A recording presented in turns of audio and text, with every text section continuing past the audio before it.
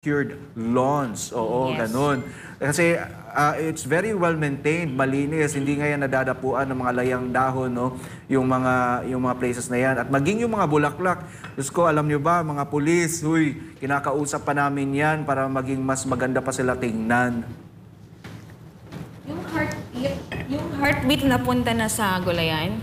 Ayan, yung search nila, tama ba, na napunta na sa Gulayan yung kanilang paghahanap para dito kay Pastor Apollo, parang pagpapakita lang talaga yung mga kapartner na wala talaga silang maayos na intelligence, no? May intel nga sila pero walang intelligence. Ayan. Wala silang maayos Kaya na... ngayon mga kapartner, mga kababayan, nakikita po natin live po yan, no? From mula sa KOJC compound natin. Ayan po. Ayun, so may 18 hectare yan, ano? Going to Kingdom, if I'm not mistaken. Ayan. Ano naman kaya mga kasinungalingan ang naglalaro sa kanilang isipan sa oras na ito as we speak, mga kapartner? Kung di natin, kung isipin natin, talagang ubod naman talaga silang sinungaling. Sa bawat hakbang na ginagawa nila sa KOJC compound, ay bawat hakbang ay may katumbas na sinungaling. Ewan ko ba kung this time around sa gabing ito, talagang ito yung mga oras na talagang ini-execute nila yung kasinungalingan nila. Talagang ubod na talaga sila ng sinungaling. Yes, yun nga no, kasi nga napunta na sila sa Gulayan kasi naghahanap sila ng saging. May saging ba dyan? Buti pa ang saging may puso, nandun yung heartbeat. Yun po yung puntahan nyo. At ito no, kapartner, mga kapartners natin dyan, dito din. Etong mga kapulisan na to, iba-iba na yung mga ano nila mga designation, yung mga slash nila. Like, iba na yung mga roles nila ngayon. Meron ng mga minero. Naging minero na po sila. Naging mason. Naging engineer. Naging kargador. Naging hardinero. Ano pa po? Magsasaka. Oo. Si Engineer Torre, yung ano doon, doon sa isang post natin, hindi po yan galing sa akin, no? Kasi yun nga, yung flood control project, napunta na po sa basement ng JMC. Dahil po yung sa post, yung may hukay po doon. Yeah. Yun po, head po doon is si Engineer Torre. Okay, and since na-mention yung hukay, and may inilabas na video kanina si Sas, na parang patunay na hindi Photoshop o hindi gawa-gawa yung drilling activity dyan sa JMC. And we're just excited, sa mangyayaring inspection na gagawin ng ating mga senador na baka on Friday, we'll be having our chance na talagang magkaroon ng access itong ating KOJC missionaries na ma-access yung basement since lagi pong denied kasi yung request ng ating legal counsel na magkaroon tayo ng access sa loob. So, we are just hoping talagang malakas po yung ating ang ating palagay po na by the presence po ng ating mga senators dyan on Friday on site ay magkakaroon tayo ng access just to confirm all the allegations on our side na talagang meron po kayong drilling activity dyan na ginagawa sa basement ng JMC. Oo, so yun nga, maraming salamat kay Sas Rogando, Sasot, for forwarding this video na hindi po namin alam kung paano niya na-obtain yung video na ito. But this video came definitely from her bago ito nakarating sa SMNI. And yung video na to ay isang malaking sampal para sa lahat ng kasinungalingan ni Torre at sa lahat ng kanyang mga tagapagsinungaling. Bakit nga ba? Kasi si Torre, nung isang araw naghamon sa KOJC, naghamon kay Attorney Israelito Torion na maglabas ng ebidensya na may hukay nga nangyayari sa ilalim ng Jose Maria College. So ayun na ang kasagutan sa iyong hamon, General Torre, Diwata Torre. Pwede mo na yung isampal. Tingnan mo, napakalalim na ng hukay. Judging from the angle of the video, that video definitely came from a police. Nakasama nila doon sa site. Baka naman, unahan na lang natin, baka kasi every time na nagpapalabas po tayo ng mga patotoo po sa itong mga video, sila din, nagka-counterpart din sila ng mga statements na nagsisinungaling tayo, fake news tayo. Ayan po, baka sabihin na naman yan, AI, o na Photoshop po yan. At alam naman natin mga kapartner, kasi alam naman nila na may ocular inspection na gagawin sa Friday.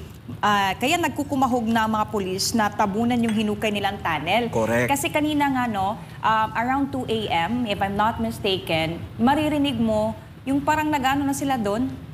Nagmamasa na. Nagmamasa na sila. Ayun. So, Masa in the sense na kailangan nilang takpan yung tunnel? Yes. Yeah. Before yung Senate hearing. Oo. Nako. Kasi kailangan nilang kung talagang takpan yung tunnel na yan. Yung ginagawa nilang tunnel dyan or ano mang mga resulta na ginagawa nilang drilling activity. Kasi for sure, kapag dumating na at nagkaroon tayo ng access dyan, yung mga lawmakers will be there, eh talagang mabubuko. Ano? Diyan mako-confirm talaga lahat ng mga allegations ng KOJC na meron ng drilling at malaking hukay na po yung nagawa dyan ng mga ating kapulisan. Nagpuslit na nga sila, di ba, ng graba, buhangin at semento. Eh, para saan ba yun, ka-partner Troy? Correct. Yun nga, no, na kaduda-duda talaga, nakapagtataka. Ang isang police operation, bakit naman sila magdadala ng napakaraming graba at saka semento? At isa pa, bakit nila ito kailangang ipuslit? Yeah. Bakit kailangan ng pulis na maging salisigang? Yeah. Oo, sa sarili nilang operasyon. Oo, na sa isang compound na hindi naman nila pagmamay-ari. Na when in fact, hindi naman sila hinahadlangan, ha? Idiin ko lang, hindi sila hinahadlangan na mag-conduct ng search sa compound. Pero pinagdidiinan nila na yung ginagawa nilang search ay pinapahirapan natin sila because it is done daw according to the terms ng KOJC.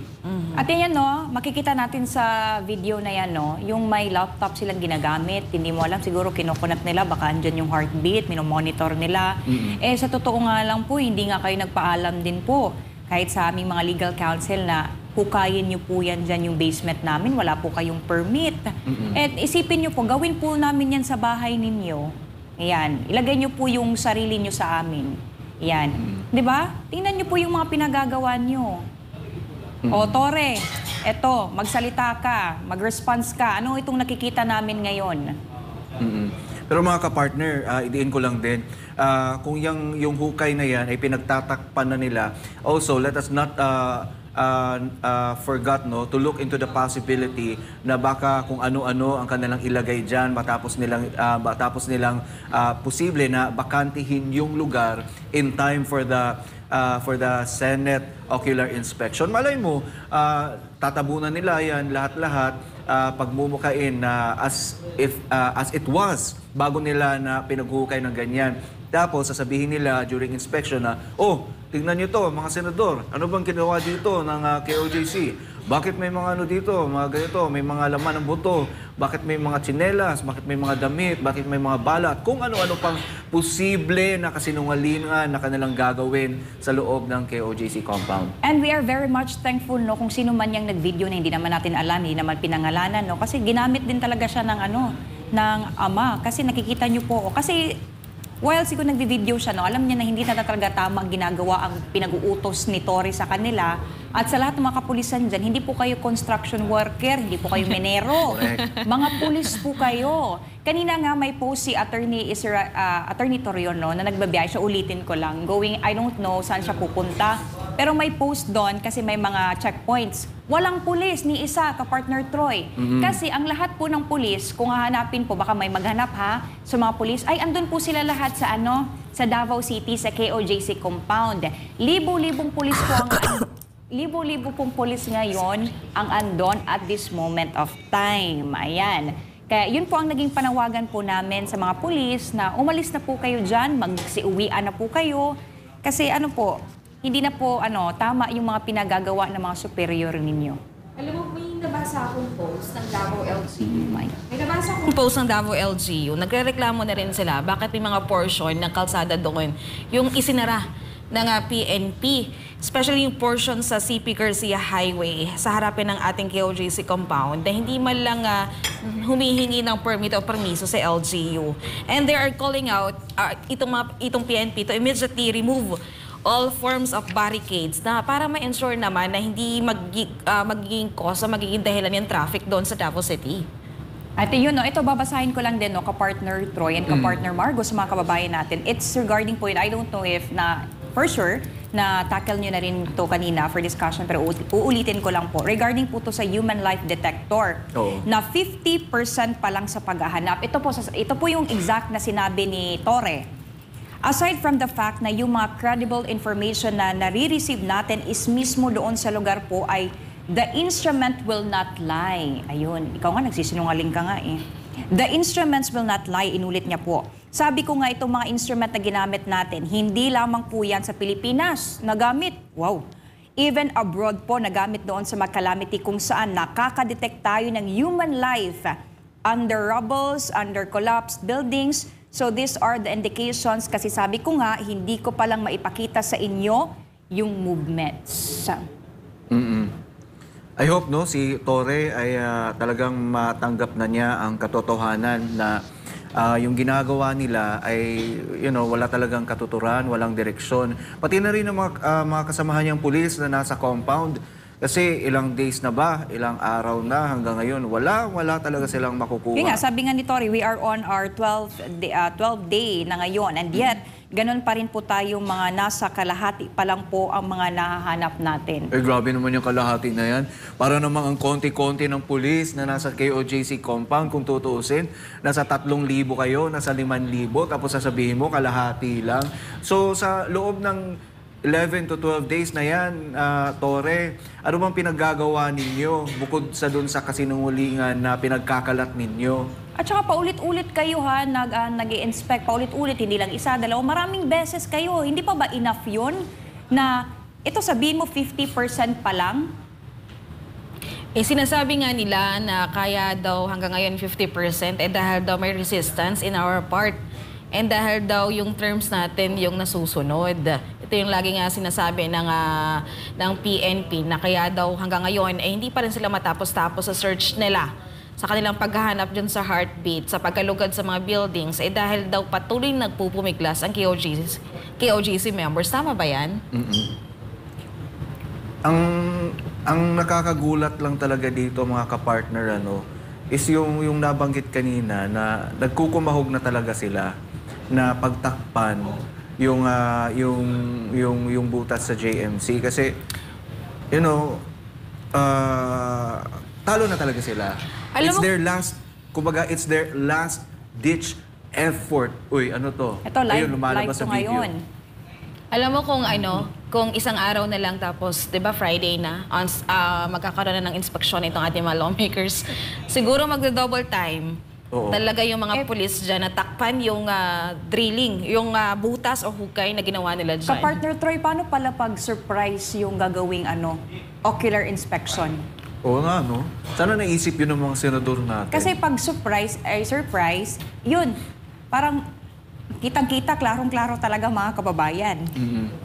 Ma-raise up nga yan kay Senator Bato pag may time. Yes. Unfortunately, sinubukan po natin na tawagan siya, minessage siya, pero unfortunately, as of now, ay wala pa rin siyang reply. Kasi for sure, if that is a surprise ocular inspection, syempre walang nakakaalam, yan, dyan talaga makikita mga ka-partners. Kahit ngayon nga po, alam nila this Friday na po yung ocular inspection, ilang araw na lang natitira. Ayan, nagkukumahog po silang magpuslit ng mga semento, ayan. Yung iba, actually yung resistance hindi galing po sa amin, galing po sa mga kapulisan.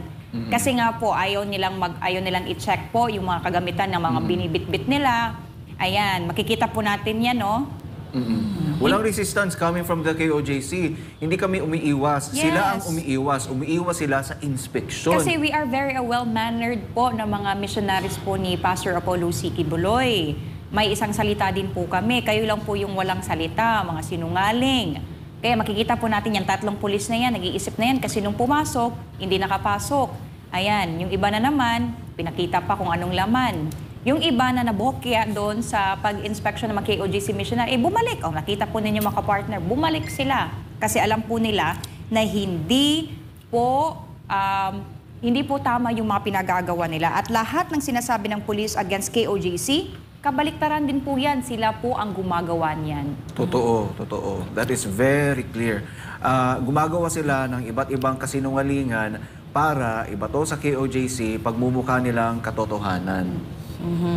Nakakatawa nga yung mga pulis, na para lang makapuslit yung ng kanilang mga kargamento, kanilang mga boxes, talagang kailangan pa nilang tumakbo na talagang halatang-halatang may tinatago at halatang-halatang kontrabando yung gusto nilang ipuslit sa loob ng ating compound. And halatang-halata rin na itong mga bit-bit nila ay para doon sa drilling activity nila, para nga pagmukain na may tunnel doon na pinagtataguan ng heartbeat, na pinagtataguan ni Pastor Apollo. Naku. Ito nga, no, kasi yun nga, sinabi natin kanina, yung sabi ni Torre, na 50% pa lang. Tingnan mo po yung mga pulis na andyan po sa Emerald Gate. Kung mapakita po natin, ang dami-daming pulis na andyan. Kung sana yan, nag-inspect na sila, sana, Yeah. ayan, ang dami Actually, nila. hindi nila maayos na-utilize yung mga police dyan. Kasi hindi organized yung utak ni Torre. Aha. Walang Yeah, intelligence. correct. Oo. Kaya yung iba, siguro dahil wala namang gagawin, walang order na ganito, mag-inspection ka, matutulog na lang talaga ako, lalo pat nakakapagod. Ang init dyan sa JMC, ha? Sobrang init dyan sa umaga. And siguro itong mga pulis natin, kung wala namang gagawin, wala namang order na mag-inspect, talagang no choice sila, kundi mag-cellphone na lang, manood sa FB, manood ng YouTube. Magti-TikTok, may nag-TikTok pa. Correct. At matulog sa kung saan-saang pasilidad ng KOJC. So you're just wasting your time po sa mga lahat ng kapulisan. Mag-isip po kayo, mag-isip-isip po kayo kung ano pa po, tama pa po ba yung mga pinagagawa nyo dyan ngayon sa loob ng KOJC compound. Kasi aside po sa yung mga presensya nyo po dyan, yun nga, yung sinabi ko po kanina, maawa naman po kayo sa mga magagandang landscape, pangahalaman, kasi namamatay na po sila. Kasi hindi ko alam kung namamatay na ba sila sa bao or what. Kasi huwag niyo naman po silang higaan. Kasi yan po, turo po yan agad ni pastor sa amin na ayusin kasi may buhay din po yan sila. Yun lang po yung panawagan po namin sa lahat ng mga kapulisan dyan na nasa loob ng KOJC compound. And siguro ka-partner Troy, no, mamaya din. Mga madaling araw kasi minsan sila nagpupuslit eh. Diba? Yan yung highlights ng kanilang puslitan Yung mga moments. time na kala nila highlights natutulog. ng mga salisigang ng mga Yan yung pulis. mga time na kala nila natutulog na yung mga missionaries at Oo. wala na nagbabantay sa kanila. Actually po, simula po nung dumating kayo dyan, naghulog po kayo dyan, wala na pong maayos na tulog ang mga KOJC missionaries. Kasi yun nga, yung mga rooms nga dyan sa Bible School, yung mga hindi nga kasi time to time pumupunta lang kayo doon. Alam niyo parang bumibili lang sila ng sa tindahan, pabili ng tapos papasok na naman sila, may oras silang papasok. Hindi na po nakakatulog ng maayos yung mga kapatiran namin dyan, na mga KOJC missionary. Kaya ito nga, kapartner Troy, kapartner Margo, ito naman, naghahanap na naman sila ng heartbeat sa Gulayan. Gabing-gabi, may makikita ka ba doon? Alam mo, Carla, naniniwala tayo na alam naman talaga ng mga polis na talagang mali yung ginagawa nila, yung utos sa kanila ng mga commander nila. Ang tanong na lang natin kung kailan sila maninindigan sa tama. Kailan sila magsasabi na, ay boss, stop na tayo kasi mali na itong ginagawa natin. And we know na wala namang legal na basehan para dito sa ating operation. Yan. Sana magising na sila na mali yung kanilang ginagawa. Mali ang pinapagawa sa kanila ni Diwata Torre. And hindi ko naman talaga sinisisi lahat ng mga pulis sa ginagawa nila dyan. But kasi sumusunod lang naman sila sa order or utos ng kanilang leader, ng kanilang head, ng kanilang chief. Pero sana timbangin naman nila. I think meron naman silang puso, meron naman silang utak, at meron naman din silang pamilya na alam ang nararamdaman sa sa mga pangyayari sa KOJC. Ayan, makikita natin at this moment, live po yan, nakikita po natin nasa